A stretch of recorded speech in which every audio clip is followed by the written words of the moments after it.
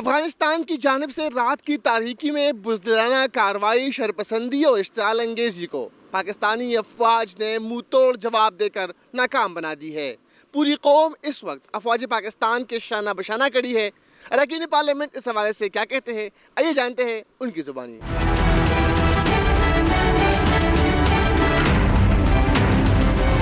جواب تو ہمارے دشمن کو مل گیا، الحمدللہ ہم آج فتح یاب ہوئے ہیں۔ سحری کے وقت جیسے فجر کے وقت بنیان المرصوص میں، اور field marshal general Asim Munir صاحب کو، شہباز شریف صاحب کو مبارکباد پیش کرتے ہیں۔ الحمدللہ ہم نے ہر للکار کا منہ توڑ جواب دیا۔ حل تو ایک ہی ہے کہ وہ وہاں سے دہشت گردی روکے۔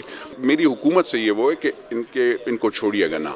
ہم اپنے افواج پاکستان اور ہم اپنے بری فوج کے ساتھ کھڑے ہیں۔ ہم نے ان کو مدد کر کے وہاں پہ سارا کچھ کیا، اور اس کا ہمیں نتیجہ یہ ملا کہ انہوں نے ٹی ٹی پی کو اپنی پراکسی بنا کے پاکستان میں حملے اور تیز کر دیے حکومت میں آنے کے بعد۔ پچھلے 5 سال سے ہمارے بے گناہ لوگوں کا خون بہا رہے ہیں، تو یہ اب جو ہے یہ اب ناقابل برداشت ہو گیا تھا، اور اس کا جو ہے اب آپ نے دیکھ لیا کل افواج پاکستان نے ایک بڑا زبردست جواب دیا ہے۔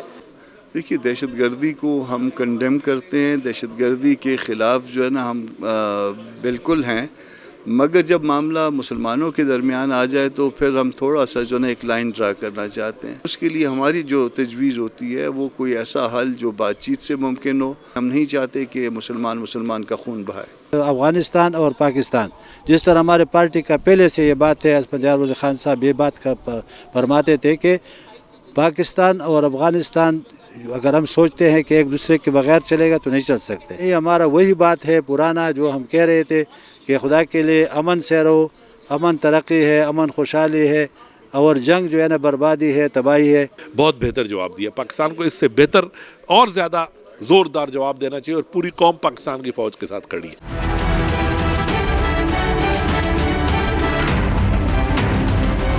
اراکین پارلیمنٹ کا کہنا ہے کہ پاکستان نے افغانستان کی اشتعال انگیزی کا منہ توڑ جواب دیا۔ افغانستان کی طرف سے آئندہ بھی اگر اس طرح کا عمل سامنے آئے گا تو پاکستانی افواج مؤثر جواب دیں گے، کیونکہ شہادت ہے مطلوب مقصود مومن، نہ مال غنیمت نہ کشور کشائی۔ کیمرامین منصور عالم کے ساتھ Shiraz Ahmed Shirazi, 365 news, parliament house, اسلام آباد۔